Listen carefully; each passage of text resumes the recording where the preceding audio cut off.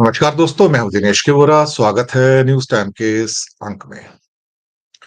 सबसे पहले तो रिक्वेस्ट है कि न्यूज़ टाइम को सब्सक्राइब कीजिएगा, बेल आइकन दबाइए, लिंक्स आगे भेजिए ताकि अधिक से अधिक लोगों तक सही बात पहुँच सके। आपसे भी रिक्वेस्ट है कि एक अच्छी पत्रकारिता को आगे बढ़ाना हो तो हमारा थोड़ा सहयोग कीजिएगा, आर्थिक सहयोग कीजिएगा। उसके लिए नीचे हमने यूपीआई नंबर यानी कि जीपे नंबर और साथ में बैंक अकाउंट नंबर भी दिया है। किसी एक को चुनकर छोटी-सी अगर आप मदद करेंगे तो अच्छी जर्नलिज्म जो है, जो हिम्मत वाली जर्नलिज्म है, उसको आप बढ़ावा भी देंगे, सपोर्ट भी करेंगे। आते हैं आज के टॉपिक पर। टॉपिक सीरियस है। पिछले कुछ दिनों की जो घटनाएँ हैं या हफ्तों की घटनाएँ हैं अडानी के बारे में, उसके बारे में अब एक चीज़, एक विमर्श, एक पर्सपेक्टिव निकलना शुरू हो गया है कि अडानी को कोई हार्म नहीं पहुँचा सकता। ऐसा लग रहा है कि भारत तो छोड़ो, बाहर भी हार्म नहीं पहुँचा सकता। बहुत सारे ऐसे सेल्फ इंटरेस्ट हैं जो इस टाइम पैसे के आगे घुटने टेकते हुए नजर आ रहे हैं। और इन एक्चुअलिटी देखा जाए तो हिंडनबर्ग के केस के बाद और अभी जो डिपार्टमेंट ऑफ जस्टिस यूएसए के केस के बाद मुझे लगता है कि अडानी और मजबूत हो गए हैं। उनका रिजॉल्व और मजबूत हो गया है कि अब जो बचा खुचा हिंदुस्तान है इसको भी अब हथिया लिया जाए। वो छुटपहिये जो कुछ थोड़े बहुत हैं, जैसे केन्या का जो कुछ कैंसल हो गया, ये हो गया, वो हो गया, उससे कुछ फर्क पड़ने वाला नहीं है। ना तो टोटल एनर्जी फ्रांस उसको डेजर्ट करने जा रहा है, ना अमेरिका का जीक्यूजी डेजर्ट करने जा रहा है, ना सीडीपीक्यू जो कि पेंशन फंड है सेकंड लार्जेस्ट कनाडा का, वो उसको डेजर्ट करने जा रहा है। ऐसी कोई खबर नहीं है। और ना ही भारत के जो इन्वेस्टर्स हैं या आपके पीएसयू बैंक्स हैं, एलआईसी हैं, वो उसको डेजर्ट करने जा रहे हैं। वो सब मजबूती से अडानी के साथ खड़े हैं। कमाल की बात यह है कि संसद के अंदर राहुल गांधी का साथ देने के लिए ना तो अखिलेश यादव खड़े हैं अडानी पर, ना ममता बनर्जी खड़ी हैं। केरल में जो नया पोर्ट आया है, पोर्ट तो पहले से विजिंजिम जो पोर्ट है, उसका एग्रीमेंट अडानी के साथ केरल की सरकार ने साइन कर लिया अभी पिछले हफ्ते। तो अब सीपीएम हो या कम्युनिस्ट पार्टी हो, वो भी चुप है, ममता भी चुप है, अखिलेश भी चुप है, रेवंत रेड्डी भी चुप है, बघेल भी चुप है, नवीन पटनायक भी चुप है, स्टालिन भी चुप है। इसके साथ में सिद्धारमैया और डीके शिव कुमार भी चुप है। अब मैं सोच रहा हूं कि अडानी के मुद्दे पर राहुल के साथ खड़ा कौन है? कोई भी नहीं है। जयराम रमेश भी नहीं, पवन खेड़ा भी नहीं, केसी वेणुगोपाल भी नहीं, सुप्रिया श्रीनेत भी नहीं, कोई भी नहीं है। वो आदमी अब अकेला खड़ा है बिल्कुल। लेकिन वो आदमी पावर में नहीं है। जब आप पावर में नहीं हो तो आप कुछ नहीं कर सकते। जब आपके सामने 100 धनखड़ खड़े हों, 100 ओम बिरला खड़े हों, तो आप करोगे क्या? पिछले 11 सालों में एक भी नोटिस, एक भी समन, एक भी शो कॉज नोटिस, एक भी वार्निंग कभी ईडी से, सीबीआई से, आईटी से, कुछ नहीं। आपको और मुझे कई बार इनकम टैक्स के नोटिस आते हैं कि आपने पैसा नहीं भरा, ये नहीं भरा, आपके खिलाफ कार्रवाई की जाएगी, जेल में डाल दिया जाएगा, आपके 200 रुपए शॉर्ट हैं, आपने क्यों नहीं भरे। लेकिन ऐसा कोई नोटिस मैंने कभी अडानी को आते नहीं देखा। अपना पेपर में आया कि अडानी को कभी किसी इनकम टैक्स ने नोटिस दिया हो कि इस बार आपका 2 करोड़ कम रह गया तो उसको आके आप भरो। नहीं, कुछ नहीं। उसको दरअसल इनकम टैक्स एक्ट के अंदर एक एग्जम्पशन डाल दिया गया है कि the income tax of India, the income tax act does not apply to Gautam Adani and his industry. Enforcement directorate का जो पीएमएलए का कानून हो, मनी लॉन्ड्रिंग का एक्ट हो या एनफोर्समेंट एक्ट हो, उसका क्लॉज 1 है, this act applies to entire India but it does not apply to Gautam Adani and its group. CBI का जब आईपीसी, सीआरपीसी, वहां पे जो लिखा रहता है एक शब्द, this act applies to entire India, this does not apply to Gautam Adani and his group. Simple सी बात है। भारत का कोई भी एक्ट अडानी को अप्लाई नहीं होता है। ये एक सच है। तो अडानी का अगला निशाना कौन है? अडानी से डर कौन रहा है इस टाइम? कोई तो होगा हिंदुस्तान में जिसको अडानी से डर लग रहा है, क्योंकि अडानी एक्ट से बाहर है। एक्चुअली अडानी ही अब हिंदुस्तान है, हिंदुस्तान ही अब अडानी है। Adani is India, India is Adani. इतनी पावर तो कभी किसी के पास थी नहीं, इंदिरा गांधी के पास भी नहीं थी, मैं आपको बताऊं। कोई ये पूछे कि भारत का अडानी कौन सा पीएम है, वर्चुअल पीएम असली पीएम है, मुझे तो लगता है वर्चुअल नहीं, असली पीएम वही है। एक्चुअली वर्चुअल पीएम, ये शेडो पीएम, वो नरेंद्र मोदी है। असली प्रधानमंत्री तो अडानी साहब है, Gautam Adani is the prime minister of India. कोई शक वाली बात ही नहीं है। जैसे इलॉन मस्क के लिए अब नई टर्मिनोलॉजी आई है पिछले कुछ दिनों से कि Elon Musk is basically the shadow president of America. तो मैं तो ये नहीं कहूंगा कि Adani is shadow prime minister of India, मैं कहूंगा Adani is the prime minister of India, rather Narendra Modi is a shadow prime minister of India. Shadow prime minister. तो भारत चला कौन रहा है? भारत अडानी चला रहा है। और राजा के खिलाफ कोई कार्रवाई नहीं हो सकती, राजा से कोई इंक्वायरी नहीं हो सकती। अगर आप लोकसभा में हैं तो ओम बिरला कहेंगे आप अडानी का नाम नहीं ले सकते, कोई भी चीज रिकॉर्ड पे नहीं जाएगी। आपकी हिम्मत कैसे हुई कि आप हमारे भगवान का नाम ले रहे हैं? और धनखड़ साहब और भी आगे निकल जाते हैं, ऐसे खड़े हो जाते हैं जैसे कि मैं क्या कहूं, हिंदुस्तानियों में आत्मसम्मान तो कभी रहा ही नहीं ना। तो वो उसकी जीती जागती मिसाल है। अब डर कौन रहा है उससे? अब सबसे ज्यादा जो डर लग रहा है उसको लग रहा है टाटास को और अंबानीज को। अंबानी को अब ये डर है कि कहीं जामनगर की पूरी रिफाइनरी, जो उसका सारा का सारा जो ऑयल का बिजनेस है, क्या उसके बाद उसका नंबर है? देखो, अब ट्रेजेक्टरी को समझो।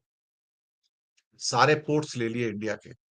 अभी विजिंजम जो 15वां पोर्ट है या 16वां पोर्ट है शायद, ये 7-8 एयरपोर्ट है। भारत का ऑलमोस्ट 30-32% कार्गो जो है वो अडानी के हाथ में है।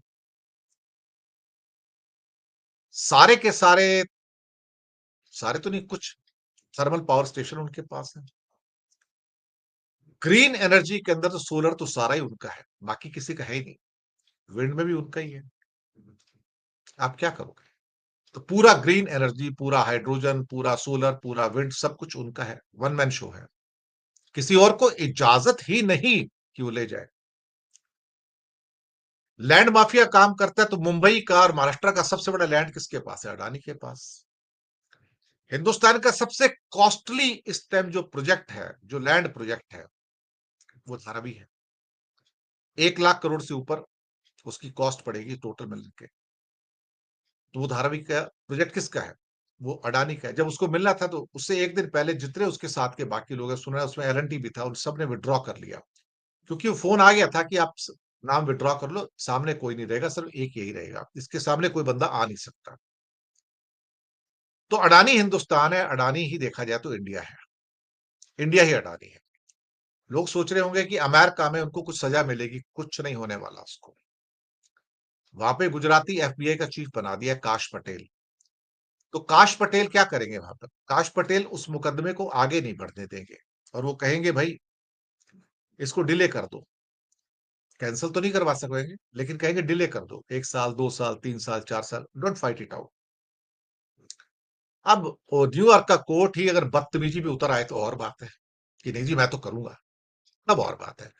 अदरवाइज एफबीआई इस केस में अब धीरे जाएगी, स्लो जाएगी, और हो सकता है यहां भी 10-12 साल, 15 साल ले ले इंडिया की तरह। या फिर कहेगा हमें इंटरेस्ट नहीं है इसको आगे बढ़ाने में, कि हमारे दो देशों के बीच जो हमारे संबंध है उसको ध्यान में रखते हुए इस केस को आगे बढ़ाना उचित नहीं होगा। ये हो सकता है। काश पटेल ये कर सकते हैं। एक गुजराती दूसरे गुजराती का साथ नहीं देगा क्या? आप सोचने वाली बात है ना। गांधी और पटेल को छोड़ दो तो अब चंद और लोग छोड़ दो तो पता लगता है कि उस गुजरात में तो कोई ईमानदार है ही नहीं भाई आज की डेट में। ईमानदार ही नहीं कोई वहां पे। पता नहीं गांधी कैसे पैदा हो गया वहां, पटेल कैसा पैदा हो गया, कहीं और ही पैदा हो जाते हैं भाई सब। अब अंबानी क्यों डर रहा है? क्योंकि हो सकता है अंडानी का वर्ल्ड का बिगेस्ट जो पेट्रोकेमिकल केमिकल कॉम्प्लेक्स है, वर्ल्ड का वन ऑफ द बिगेस्ट जो है अंबानी इसका है, जामनगर में। मुझे लगता है कि हो सकता है वो उसको हथियाने की कोशिश करे बाय हुक और बाय क्रुक। लेकिन वहां पर एक चीज नहीं चलेगी कि ईडी की सीबीआई की रेड डाल दी और अंबानी डर गया और उसने कहा कि भाई ठीक है मुझे ईडी सीबीआई से बचना है। तो मैं दरअसल क्या है कि इसको तुमको बेच देता हूं, वो नहीं होगा। उसके लिए अडानी उसके शेयर खरीदेगा। एक टाइम ऐसा आएगा कि अडानी अंबानी के शेयर खरीदना शुरू कर देगा, एक एक करके मार्केट से उठाना शुरू कर देगा। अब जब बिक रहे हैं तो खरीदेगा, ओपनली बिकते हैं उसके तो। और इतने शेयर खरीद लेगा कि डायरेक्ट कंट्रोल उसके पास आ जाए। कंट्रोल ना आए तो आधा कंट्रोल आ जाए, और अंबानी मजबूर हो जाए कि भाई मुझे अब अडानी को साथ बिठा के सारा बिजनेस करना पड़ेगा, इक्वल फुटिंग के ऊपर। ये अंबानी का डर है। दूसरा, अडानी के पास कोई आईटी सेक्शन नहीं है, तो अडानी की नजरें विप्रो के ऊपर होंगी, इन्फोसिस पे होंगी और टीसीएस पे होंगी, या महिंद्रा का जो है, कि इनको कैसे हथियाया जाए। क्या टीसीएस को लिया जा सकता है? क्या सारे शेयर टीसीएस के खरीदे जा सकते हैं? पैसे की तो कमी है नहीं उसके पास, पैसे की कमी नहीं है। बहुत सारे लोग कह रहे हैं कि फॉरेन से इसके पास जो पैसा अभी नहीं आएगा, उसे जरूरत ही नहीं फॉरेन के पैसे की, उसे इंडिया के पास बहुत पैसा है। लोग रोज शेयर खरीद रहे हैं उसके, लगातार खरीद रहे हैं। अगर वो अपने अडानी एंटरप्राइज की 15-20%, जो 75% उसकी इक्विटी उसके पास है, और अडानी पोर्ट्स की अगर 20-25% बेच दे, 51% अपने पास रखे और बाकी बेच दे, तो बहुत आराम से टीसीएस खरीद के ले जाएगा और जामनगर की रिफाइनरी भी ले जाएगा। मैं आपको बताऊं, कोई उसे रोकने वाला नहीं होगा। मैं आपको बताऊं, अगला स्टेप यही होने जा रहा है कि इंडिया की जो बड़ी कंपनियां हैं, मेगा मेगा कंपनियां, उसे शायद ये खरीद ले। और देयर माइट बी पॉसिबिलिटी कि वो एलएनटी भी खरीद ले, लार्सन एंड टूब्रो भी खरीद ले, क्योंकि लार्सन टूब्रो की जो शेयर होल्डिंग है बहुत फ्रेजाइल है। हिंदुस्तान में लोन देने के लिए आपके पास एलआईसी बैठी है, उसको एसबीआई बैठा है, सारी इंस्टीट्यूशन उसको लोन देने को बैठे हैं। उसे पता है कि मैं रात को मोदी को बोलूंगा, मोदी सुबह फोन करेगा और एलआईसी को बोलेगा 25,000 करोड़ उसको दे दे, वो दे देगा, उसको सुबह होते चेक मिल जाएगा उसको। क्योंकि बड़ी जो इंस्टीट्यूशन सारी की सारी जो फाइनेंशियल इंस्टीट्यूशंस हैं, पावर फाइनेंस कॉर्पोरेशन हो या रूरल एनर्जी कॉर्पोरेशन हो या एसबीआई हो या बाकी बैंक्स हो, पंजाब नेशनल बैंक हो या एलआईसी हो, इनमें तो कोई ऐसा शिवाजी तो बैठा नहीं है जो मोदी की बात ना मान सके। यहाँ तो क्या है, वो जिल्ले इलाही करने वाले बैठे हैं सारे के सारे लोग, कमजोर कमर वाले हैं, इनकी रीढ़ की हड्डी टूटी हुई है। आपको याद होगा ना, वो मोदी जी अडानी को लेकर ऑस्ट्रेलिया गए थे और एसबीआई की चेयरमैन साथ में गई थी, अरुंधति भट्टाचार्य, जिसने वहां बैठ के हजारों करोड़ का चेक काट के दिया था। This is how he works actually. तो अब अडानी का कुछ होगा, मुझे नहीं लगता। मैं अब मुझे भी यकीन होना शुरू होगा कि इस आदमी का कुछ नहीं हो सकता। देखिए, सारे पॉलिटिशियंस उसके साथ में हैं, सारी पार्टियां उसके साथ में हैं। राहुल गांधी अकेला खड़ा है, और एक हिंदी में कहावत है, अकेला चना फाड़ नहीं फोड़ सकता। सिंपल सी बात है। तो अडानी की अब अगली जो टारगेट है वो यही होगा कि वो अंबानीज को, टाटास को, टीसीएस वगैरह को, या टेल्को को, या टिस्को को जो स्टील प्लांट है, और साथ में ही आपके जो कुछ और जो बड़े जैसे एलएनटी वगैरह है, उनको खरीद ले। और वो एक दिन खरीद भी लेगा, आप देखिएगा। अगर मोदी ये 5 साल रह गए, तो आपको लगेगा कि इनमें से बहुत सारी कंपनियां बिक जाएंगी और वो अडानी के पास आ जाएगी, और हमारे देश का नाम भी हो सकता बदल जाए, अडानी किंगडम। कि अडानी किंगडम है, अडानी यहाँ का राजा है, Gautam. Gautam Adani is the new king of India. King तो बन ही चुका है, he is the actually in reality the PM of India. Modi साहब तो शेडो प्राइम मिनिस्टर हैं, वैसे ही जैसे ट्रम्प सब शेडो प्रेसिडेंट होंगे और असली प्रेसिडेंट एलॉन मस्क होगा। तो मुझे अब कोई उम्मीद नजर नहीं आती, ना हिंदुस्तान से ना अमेरिका की कोर्ट से, मैं सच कह रहा हूं। इसलिए देखिए, मैं बहुत निराश हूं। बस एक ही जगह बात आके थोड़ी अटक जाती है कभी कभी, हम अपने आप को खुदा समझ लेते हैं। कहते हैं man proposes and God disposes. कभी कभी इंसान अपने आप को सिकंदर समझ लेता है, मैं दुनिया का राजा हूं, मुझसे बड़ा कोई नहीं, सारी दुनिया के ऊपर मेरा राज है। तो गौतम अडानी पे लास्ट के प्रोग्राम में चलते-चलते मुझे याद आया, एक फ़ेमस कहानी है सिकंदर की। जब वो हिंदुस्तान से वापस गया, तो बेबीलोन में था, जहाँ उसकी मौत भी होती है। यंग था, कोई ज़्यादा उम्र नहीं थी उसकी। तो घूमता-घूमता वो नदी के किनारे जाता है, वहाँ एक फ़कीर बैठा होता है। फ़कीर हँस रहा होता है, मुस्कुरा रहा होता है। तो सिकंदर कहता है, "तू मुझे जानता नहीं? तुझे मुझे देख के डर नहीं लगता?" तो फ़कीर फिर हँसने लगा, कुछ बोला नहीं। तो सिकंदर कहता है, "कथाएँ हैं ये कि मैं सारी धरती का राजा हूँ, ये सारी कायनात मेरी है, सारी पृथ्वी मेरी है।" फ़कीर फिर हँसता है और कहता है, "तेरा हक सिर्फ़ उतनी ही ज़मीन पर है, जितनी ज़मीन में तेरी डेड बॉडी को दफ़नाया जाएगा। 2 गज़ ज़मीन, बस वही तेरी है और कुछ नहीं है।" और फिर हँसता है। सिकंदर का मन तो किया होगा कि उसको मार दे, तलवार निकाले और गला काट दे, लेकिन मुड़ा और चला गया। फ़कीर की बात सही साबित हुई। उसी बेबीलोन में उसकी कब्र बनती है, मरता है और जो अपने आप को पूरी दुनिया का राजा बोलता था, किंग बोलता था, बादशाह बोलता था, 2 गज़ ज़मीन मिलती है उसके हिस्से की। बस यहीं पे इस कहानी का अंत है। अडानी पूरी दुनिया को जीत सकता है, अमेरिका को जीत सकता है, भारत को जीत सकता है, अंबानी को जीत सकता है, भारत की सारी संपत्ति ले सकता है। पर कहते हैं ना, man proposes and God disposes. एक निर्णय उस नेचर का भी है और नेचर के निर्णय में जज भी वही, गवाह भी वही,